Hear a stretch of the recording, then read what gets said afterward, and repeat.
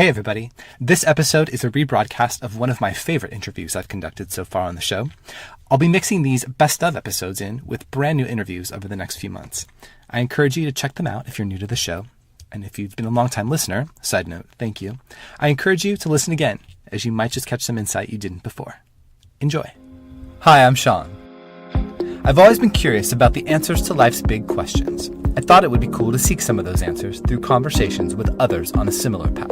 My intention with these conversations is to inspire you to think bigger, to challenge what you believe to be possible.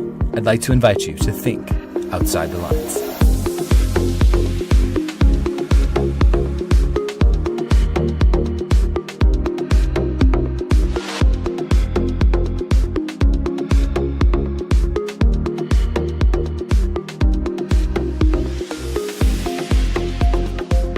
Hey, it's Sean, and I want to welcome you to the Think Outside the Lines podcast, where my objective is to bring you insightful conversations with thought leaders who are doing their part to make the world a better place.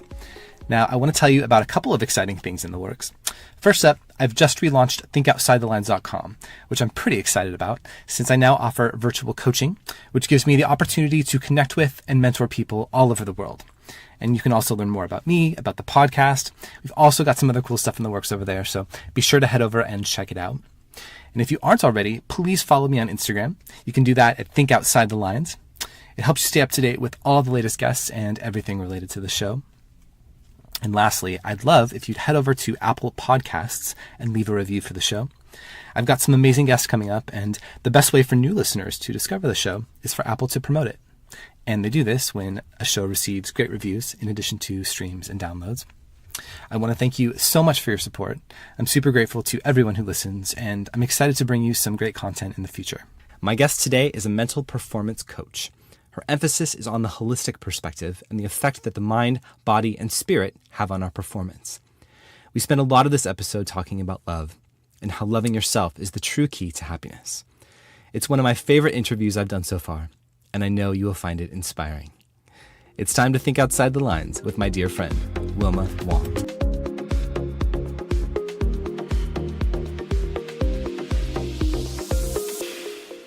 Little bit of background. You and I have known each other a long time.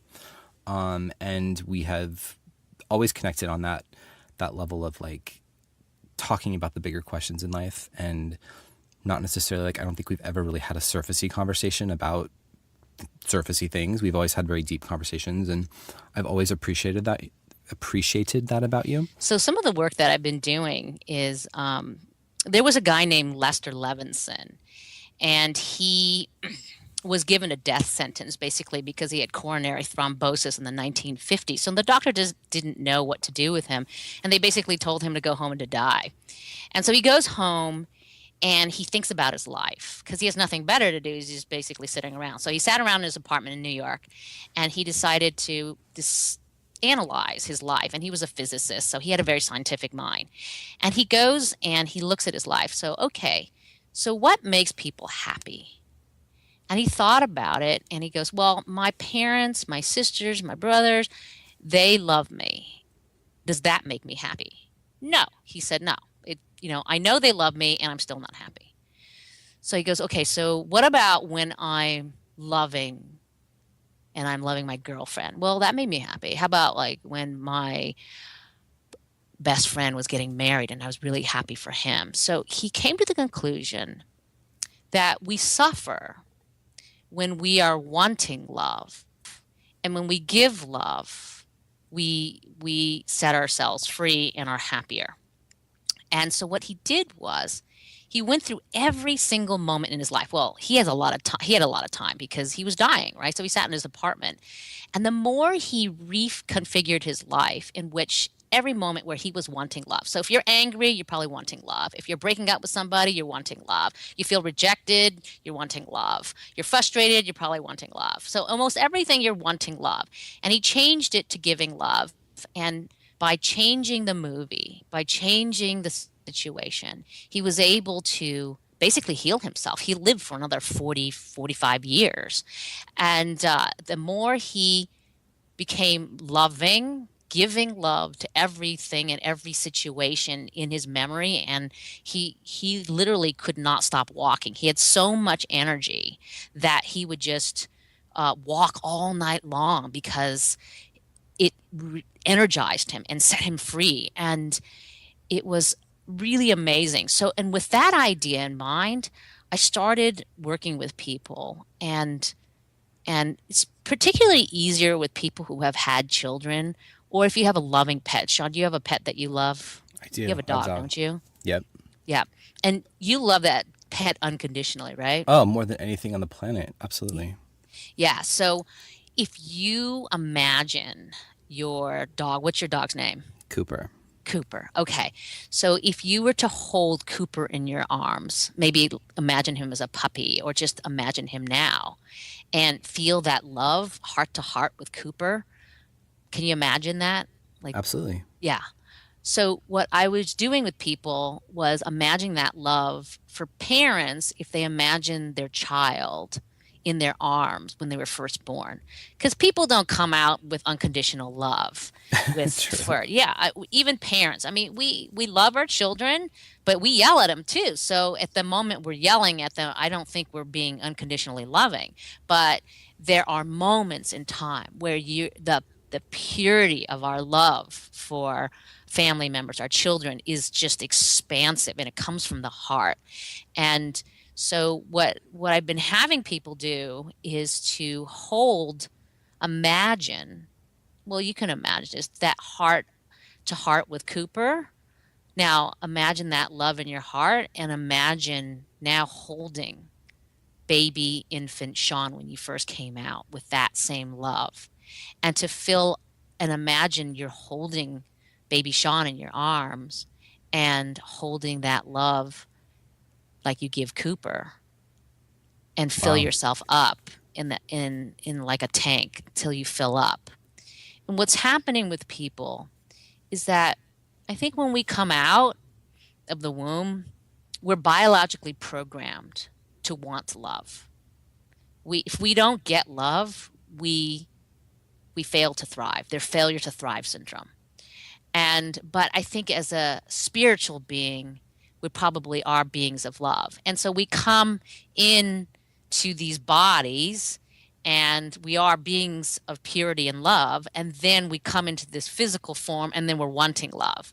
And so the whole game on planet Earth is to get back to which is our biological programming of wanting love, and instead of giving love.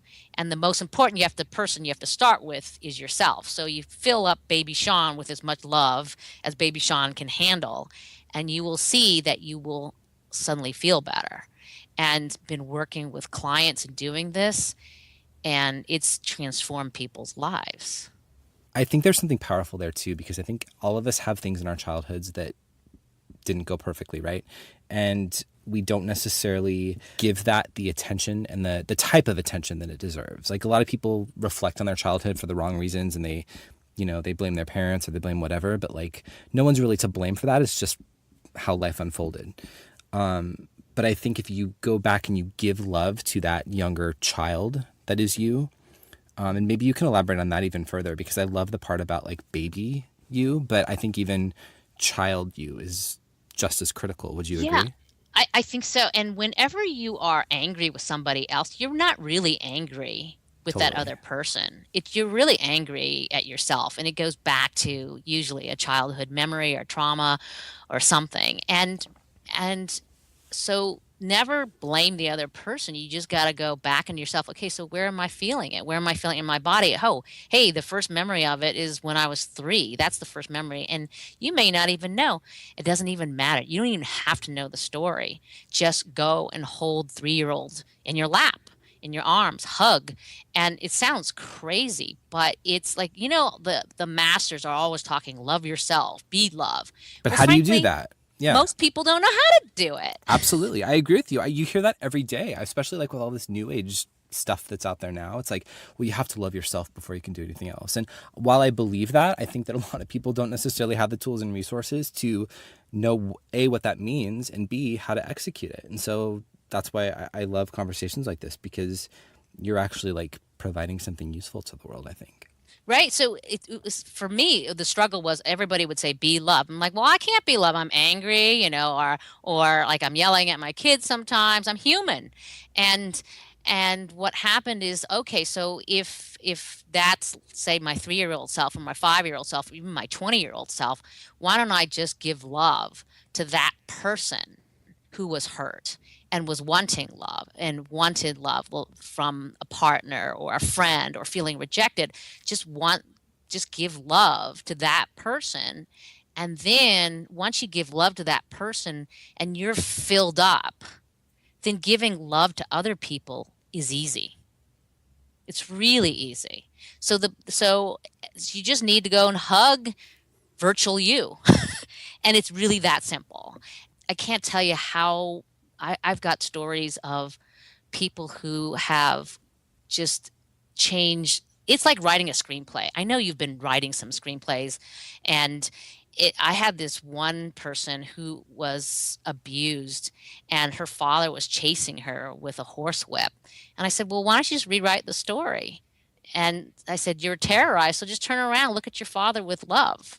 And she had already given her father love when she was 7 and he was dying, and he never asked for it, but just looking into his eyes, she saw that she loved him. And so I said, well, just change your story.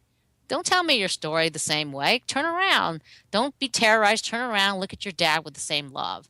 And when she did that, she looked at her dad with eyes with love, and her dad dropped the horsewhip in the new movie, right? The new script of life. And she saw him for who he really was. And that's the compassion the masters are all trying to tell us. But you can't be compassionate to other people if you don't love yourself. So she filled the 2-year-old with love, then saw her dad with love, gave him love, and she just burst into tears because it freed her from this script that had been going on in her head over and over again of being terrorized. And now it was a new way of looking at that story.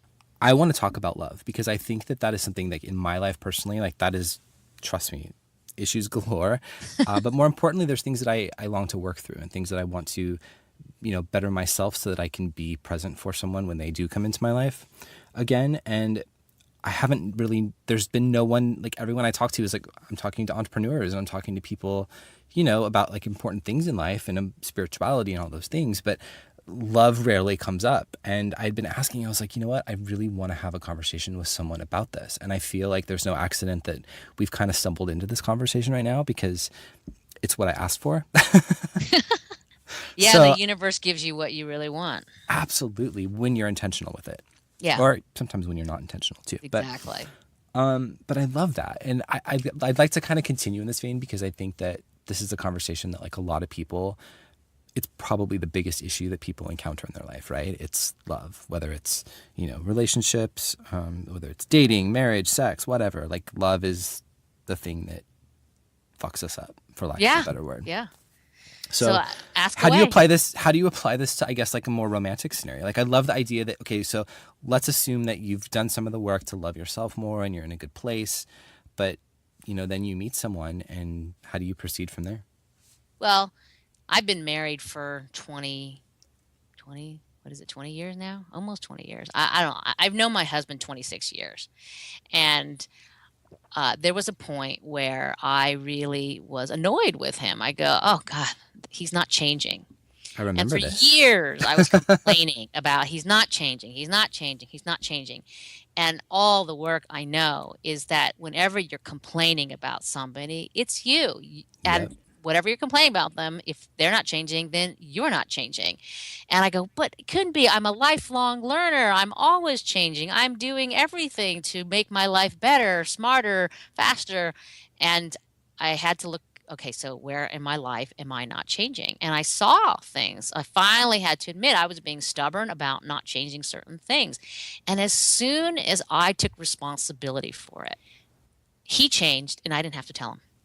See, and it's the reality that we're creating. It's like hot button issues. When people show up in your life and are hot button issues, it's a reflection back at Yep. you of what that you're uncomfortable with and that you have not resolved within yourself.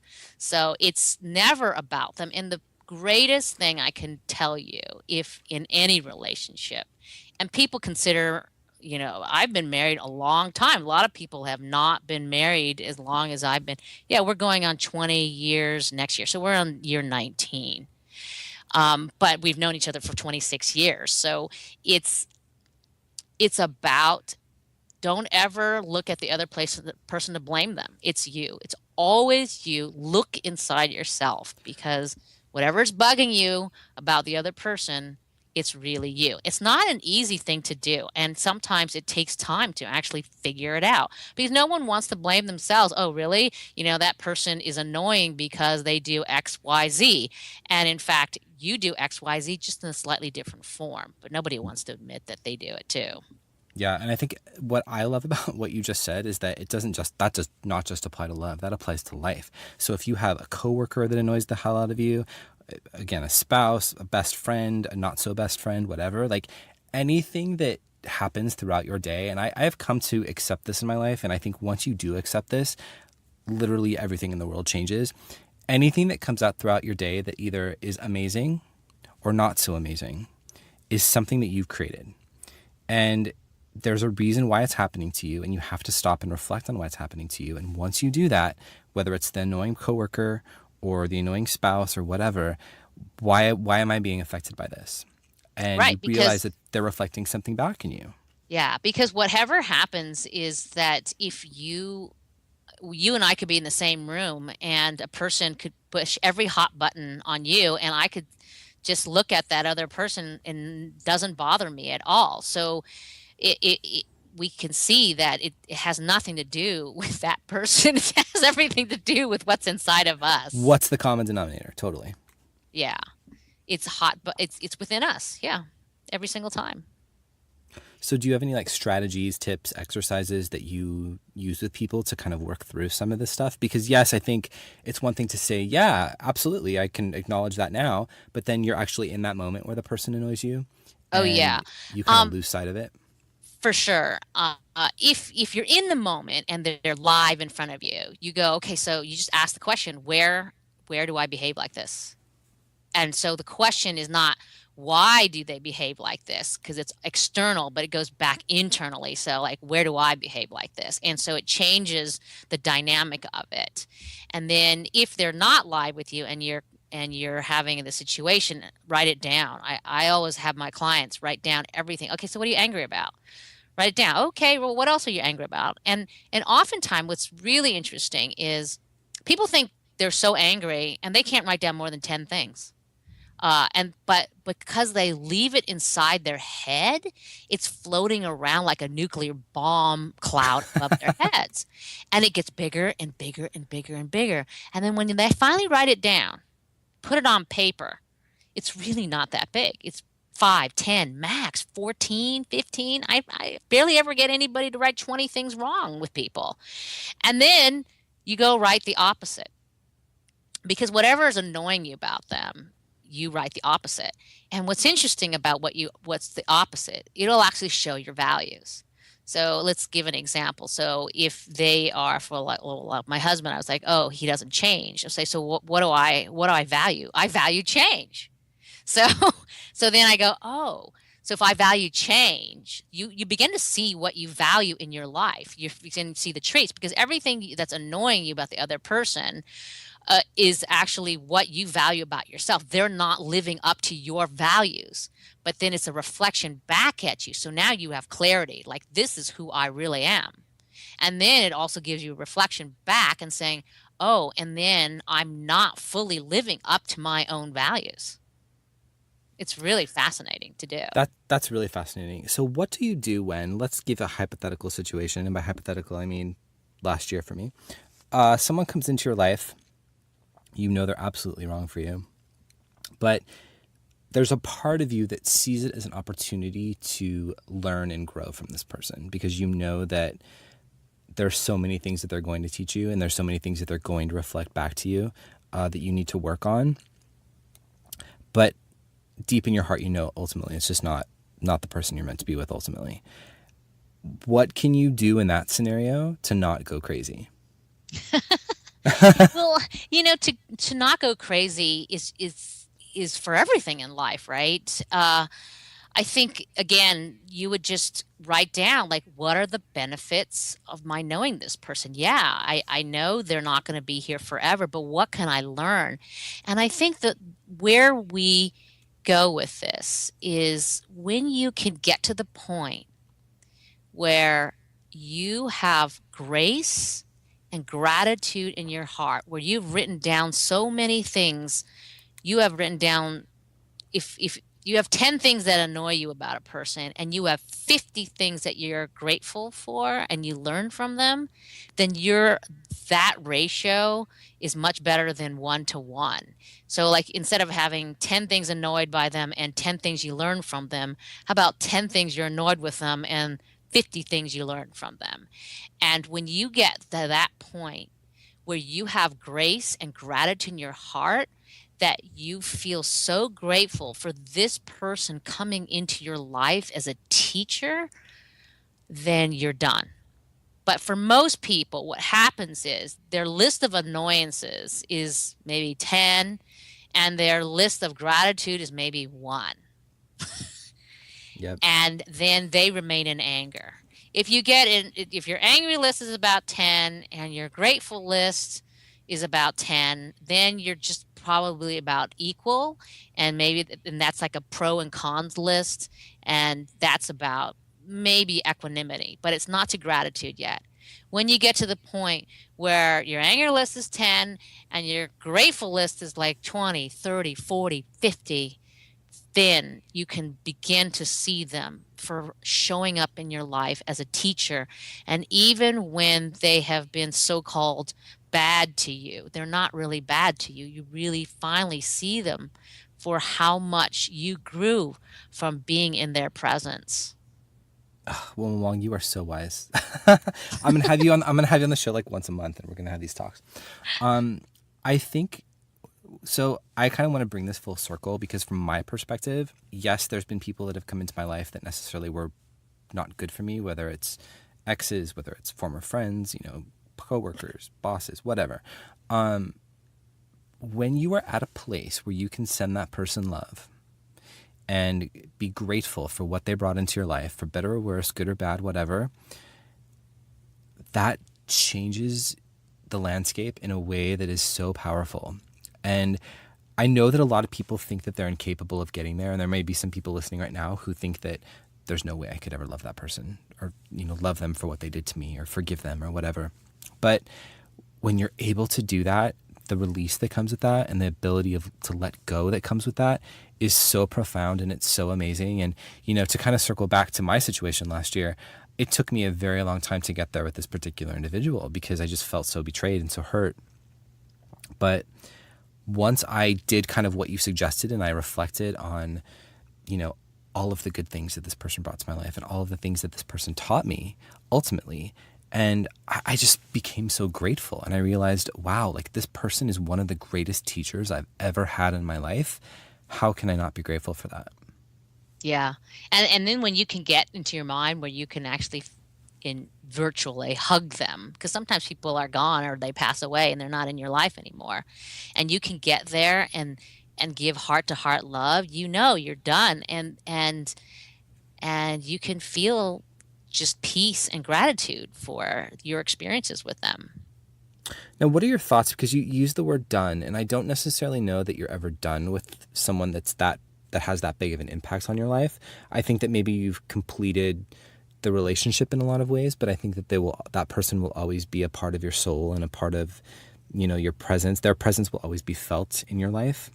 What I mean by done is it's no longer a hot button issue for you. Correct. And I totally get that. But what are some techniques that you can maybe use to, when that does surface from time to time and those memories do come up, that you can, do you see where I'm going with this? Like, because they're going to come up again, right? This person, a song's going to come on.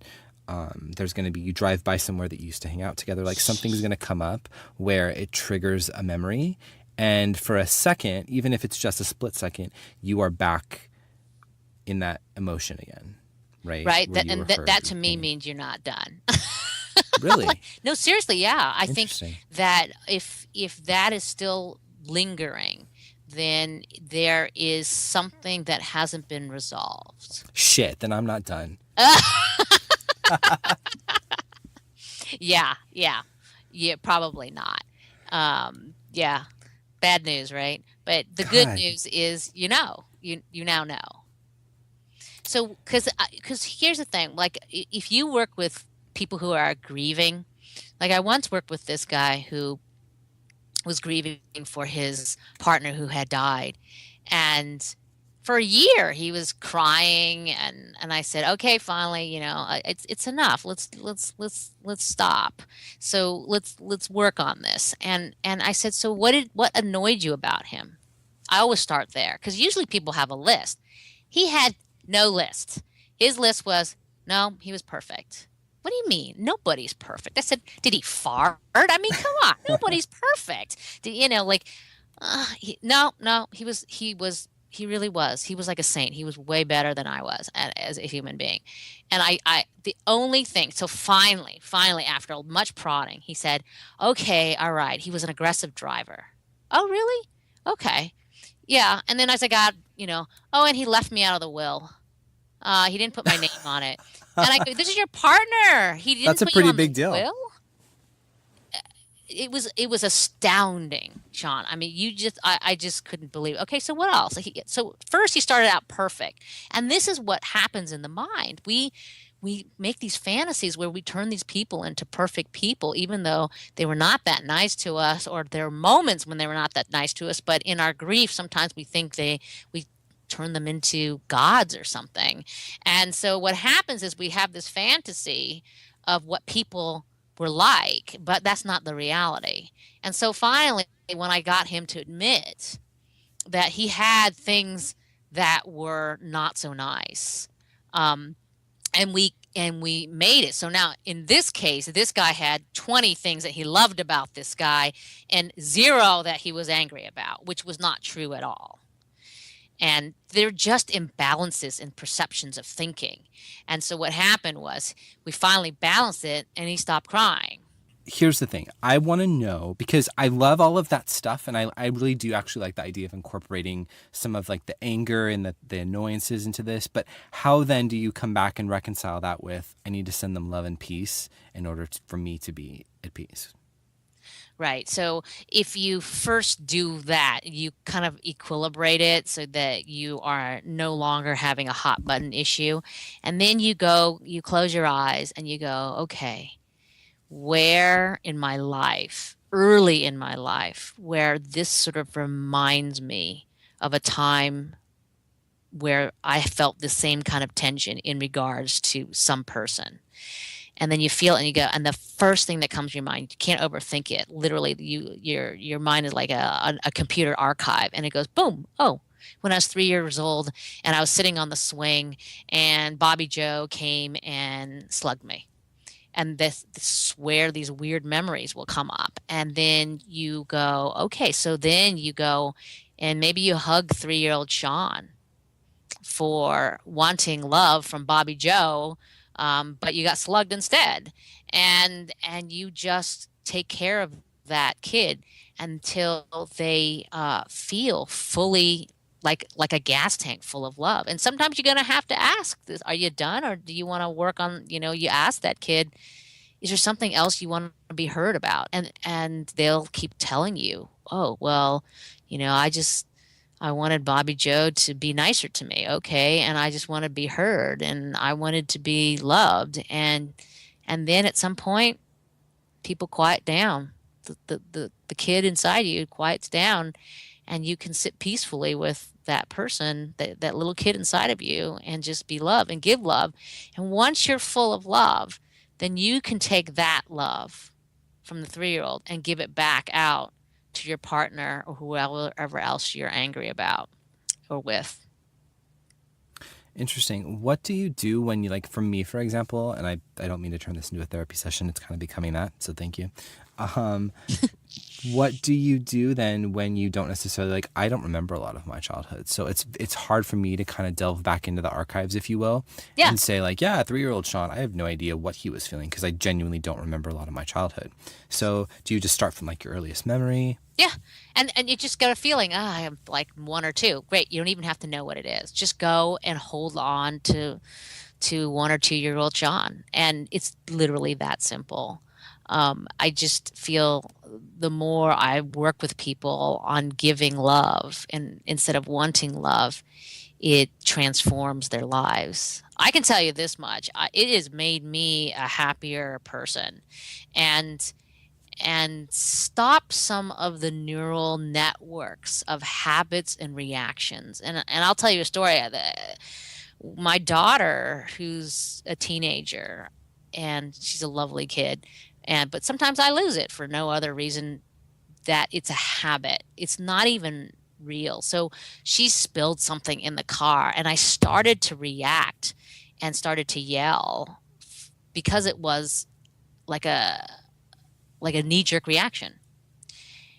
And the funny thing was, I was yelling, and I noticed that the yelling wasn't as loud, nor was it as intense, nor could I wasn't even into it. I just couldn't even get myself to get the volume up and everything. And suddenly I stopped. I go, what am I doing? Why am I even bothering? And I talked to her the next day, and she goes, oh, yeah. It was really weird because all of a sudden you stopped in the midstream and you stopped. And I was expecting it to go a lot longer. And she goes, you're changing. Wow. That's powerful when your kid recognizes that. Right. And it really was a neural network pattern. It went back to my mom probably yelling at me, frustrated with me for doing something wrong. And I just picked it up, this is not a conscious thing. It was a knee-jerk reaction built into my neural network. I had no control. So are you saying that all of this happened when you just kind of stopped in that moment and loved your 3-year-old self? And then well, it was already because I had loved my infant self. And I think just doing that alone brought me to be able to be aware enough to stop midstream of a potential tirade. So it's fascinating to me because, again, I hear a lot of stuff about like loving your younger self. I've never heard the infant self because there's things that happen like in childhood, whether it's, and blaming your parents is so 1980s. I think it's like, you can blame everybody you want to. There's kids in school that didn't like you or whatever, but at the end of the day, like you feel the way you feel, right? Yeah. And you have to move forward. But this whole hearing the infant love, the infant self this is a brand new concept to me that I'm particularly fascinated by, I guess. Yeah, I think because, listen, when we come out of the womb, we literally are whisked away and bright lights, and it's traumatic. Right? Yeah, and they poke you with stuff, they needle you, they do all kinds of stuff. It's traumatic, and people say they can't remember, but some people do. There are people out there that actually can remember this Really? stuff. I'm not one of them. I am not. Wow. I think back in the day when I was born, they used to put people under full anesthesia and then pull them out with like forceps or something. And though those are traumatic experiences as well. So if we're wanting love and we're being thrust around in the world and slapped on the ass and being like in bright lights, it's not a very easy coming out. And so most of us, honestly, are traumatized because all we want is our mom's love, and we're being manhandled. Really, it's true. Metaphor for life, right here. Here we go. I love it. See, and that's it. We're already we are coming out of the womb wanting love, and we're not getting it. God damn, I didn't realize it started that early. Well, that's comforting at least. Listen, I've even done it at the point of conception, and that is actually wild too. Yeah, that's because pretty crazy. Even think about the sperm going into the egg. I mean, this is not.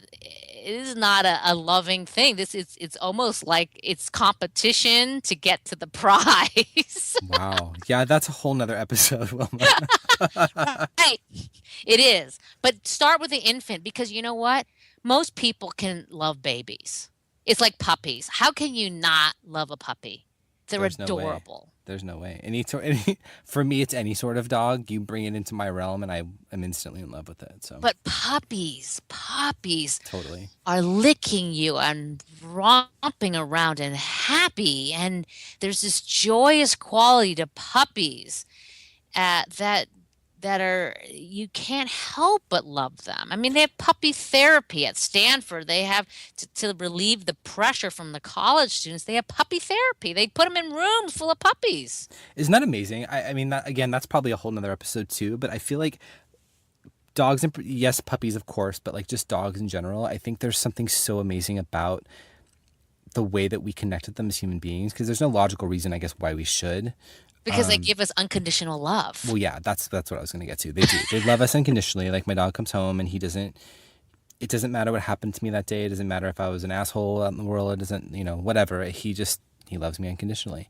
And there's something so profound about that love that I think is deeper than human love at times because humans, we judge each other and we love each other, but it's like, oh, well, I only love you if this, But dogs just come home and like to your point, they lick you, they kiss you, they will cuddle with you, like whatever you need, they're just at your disposal.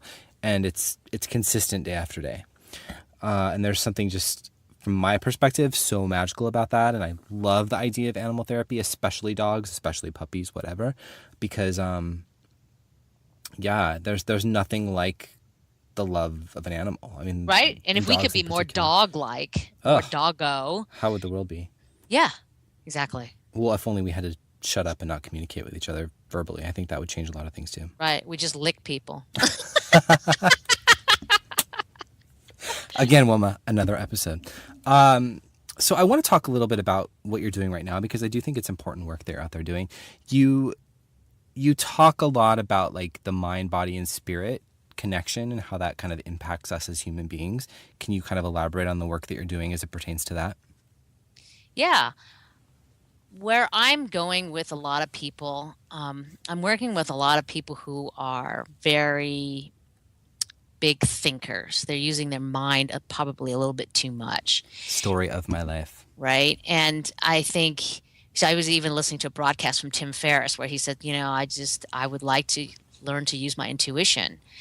And I think that's where I'm a big thinker too, but I've actually learned to use my intuition to navigate the world and to trust my intuition, to train myself. It wasn't easy to train myself and to train my clients to learn to trust their intuition.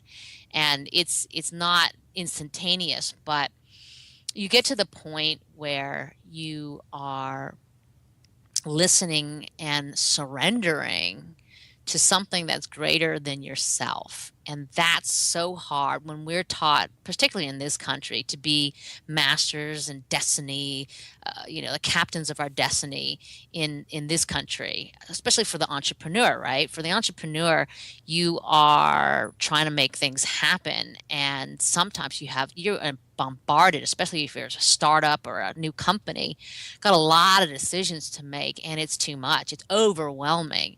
And what we need to learn to do is to listen to ourselves and to trust our intuition and to trust that we know what we really want amidst the noise and the chaos. Can you talk a bit about the idea of just in general of in 2016 challenging the status quo? And how you see people starting to do that, but more importantly, how it pertains to what you're doing and how you help people kind of evolve into that consciousness of you can really get whatever it is that you want in life. Well, the status quo is frankly boring. And there's a lot of, especially in the tech world, there's a lot of people talk about disruptions. And if you're going to be a disruptor and an innovator and to move into those lines of thinking, and it's exciting. Actually, it's exciting to go out in the world and solve problems where why should we do it this way anymore? I mean, I remember when I was working in the movie business and on a television show. And each episode, I said, well, I really didn't want to be there every day and work 14-hour days. And I had a young family at the time, young kids. And I said, well, how about we do every other episode and I give another person a job as well and share the job with them, and we can both make great money and still have time in our lives. I thought it was an amazing solution. We were able to do that for a little bit, but back to the status quo, people weren't comfortable with having a new way of doing business. But I thought it was a win-win. Everybody got to get their money, get their hours, and still have a life. What a concept. Yeah, I think that what we're trying to do, honestly, as entrepreneurs is to, especially the new entrepreneur, I think we don't want to work 24 hours, 7 days a week. And you can as an entrepreneur, but that's not. I think we are now looking at being a lifestyle entrepreneur. Yes, that's exactly it. Because it's not that we don't want to work. We want to contribute. We don't want it to feel like work. And that is considered wrong by a lot of people in society. It's like, no, you have to work really hard and then you have to for 40 years and then maybe you get a retirement. Like that's what people are conditioned to believe. And I think that you're starting to see people dispel that myth, and it's freaking people out. Well, I plan on living to about 150. Me too. So right. So if it's 150, I've lived less than a third of my life, and I got over 100 years more to go. So with that kind of thinking, we have to, and there's no such thing as retiring at this point. It's not because I can't afford to retire. It's more because I am a lifelong learner, and that I will constantly be evolving and learning and moving. And that's what makes me get up in the morning. And I think for a lot of entrepreneurs, if you don't love what you do, then it's going to be hard to keep it going for a legacy of a lifetime. Absolutely. Absolutely. It's funny that you say that. You talk about getting older, because I was having a conversation with someone the other day that was basically talking about their grandparents and how it's oh, well, they're old, they don't necessarily need to be doing that, or they can't do that anymore. And I was I would challenge that person immediately. And I said, no, that's completely not true. There's people out there in their 90s that are still thriving and loving their life. And I hate when people make excuses like that, because it's one thing if you have a serious medical condition and you can't get out of bed, of course, that is a challenge, right? And you're confined to that. But if you don't and you're just old, so what? Old is relative, right? There's Right. people that are 30 years old that think they're old. Exactly right. They hit 29. They go, "Oh my gosh, I'm old." I had my grandmother lived to 103 years old. At 100, she decided she no longer wanted to live with my parents, and she was going to get her own apartment and become independent. And she was still learning to read.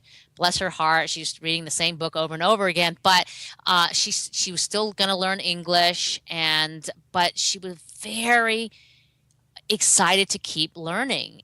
And that spirit to just keep doing that was inspiring. That woman, she talked about birth. She was a OB-GYN. She was the first one in China to have a Western degree in medicine. And she delivered 10,000 babies in 10 years. But Wow. during the war, she was not able to become a doctor because she came to the U.S. and she became a barmaid, and she never practiced medicine ever again. But she was a living example of how she had great equanimity. She was also, always looking at the bright side. She goes, I can eat hamburgers, I can eat rice, I'm going to be happy no matter what. It's this, honestly, that is the key to living over 100. Totally. You hear stories every day of people I try to be mindful of what I eat, but you know what? Once in a while, I just want a cheeseburger. I just want a candy bar or ice cream or whatever. And it's I'm not going to deny myself that. And you hear stories all the time of this people that live to be 103 or 100 and whatever. And it's well, what's your secret to good health? And they're oh, well, I have a fucking Dr. Pepper every day. And it's good for you. You know what I'm saying? So I love that. I love that so much, because there's really no rules to life. Except for if you want a long life, be grateful. Really. It's really that simple. You want Yep. a long, because the people who have cancer, and a lot of my coaching clients prior to me heading into elite performance athletes, they were cancer patients, and they had a hard view of life, and many of them were angry, and they didn't even realize what they were angry about. Cancer is an anger disease in general, and depending on where your cancer is, it kind of tells you where you're holding your sorrows and your anger. And what I've learned over the time is that if you don't process your anger, it literally eats you away. That's what is cancer. Cancer is something that eats at you, and the metaphor is it's going to eat your body away. If you don't deal with the anger, it's not a good thing. It really isn't. Wilma, I want to know, how do you define success? Success is being fulfilled in whatever you do. It has nothing to do with money, because there's so many people who have money and are unhappy and they want to kill themselves. And then there are people who don't have money and are more fulfilled with their lives. So I define success is, are you doing what you want to do, and are you fulfilled at it? And if you're not, then go out there, figure out what you really want to do and make it happen, because dreams and are inspiring to us. And if you're not living to your own inspiration, then you're wasting your life. Tell me what you think or hope the world looks like 5 years from now. I would love, seeing that I'm from LA, maybe this is a fantasy, but we're getting close. I'd love to see some cars that are like hovercrafts.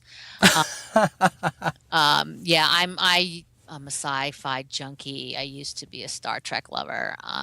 So I am like really dying laughing right now because we spent this whole time talking about like metaphysical, spiritual stuff, and you're just like straight to like, you know what? I'm ready for the fucking hover car. yeah. Listen, I think we can do a lot with our minds, but it sounds like a lot of fun to be able to, go to the moon and go to Mars. I think what Elon Musk is doing is fantastic. I actually saw Spaceship One when when the X Prize was going, and that was a lot of fun, a lot of excitement. And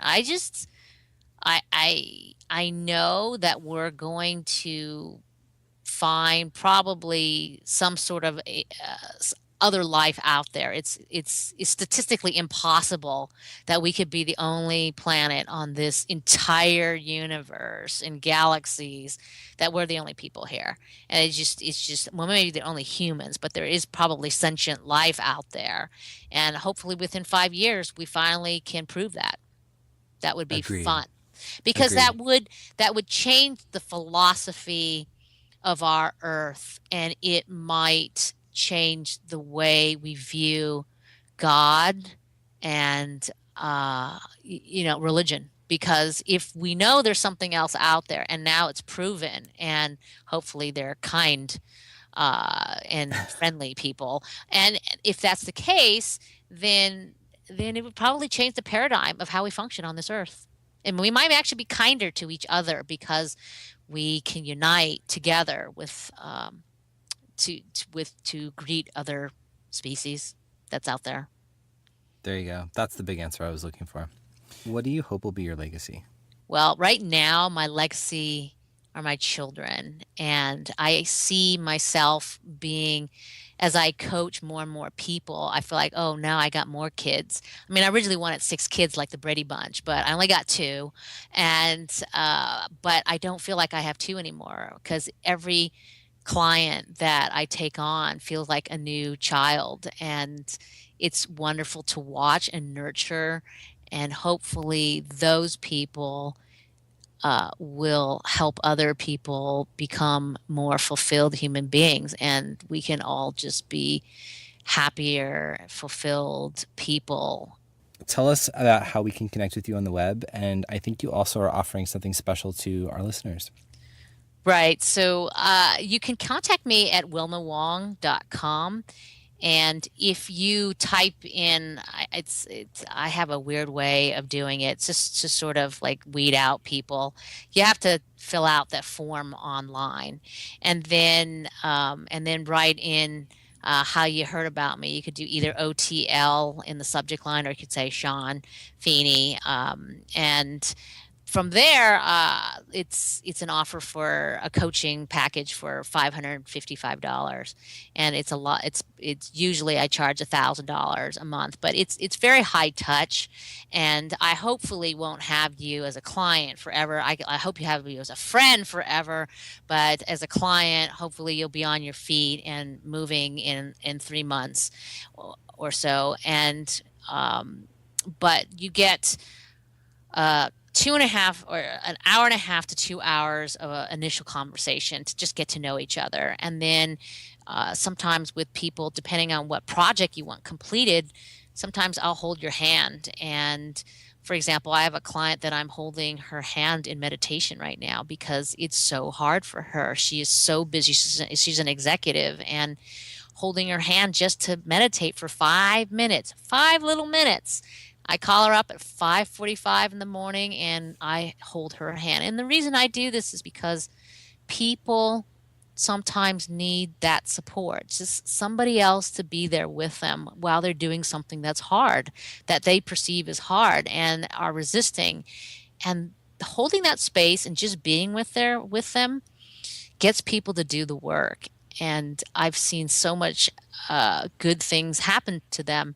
So with that $555 for the month, you can I will handhold you on certain things, if whatever needs to be done. And then, we'll talk once a week, and then daily we'll text, and it's a lot of fun. And I love watching people grow. Wow, that's amazing. Thank you. That's really cool. You're giving people like almost half off your services, which I think anyone that's listened to this conversation today knows that there's got to be some sort of value in that. So a million thank yous. And again, I thank you so much for coming on the show. I always love our conversations, and I hope that you will come back again. Thanks, Sean. All right, I'd like to thank you so much for listening today. Now, if you're enjoying the show, please subscribe and leave a review on Apple Podcasts, as it's the best way to discover new episodes of the show. And please be sure to share this episode with anyone you think could benefit from hearing it. Now, you can find the links for everything we talk about in the show notes, in addition to coaching services and so much more. Just head over to thinkoutsidethelines.com. And feel free to drop me a line with any questions or feedback you have on the show. You can send an email anytime to hello@thinkoutsidethelines.com. Until next time, go out there and pursue your passion today, because the best way to predict the future is to create it.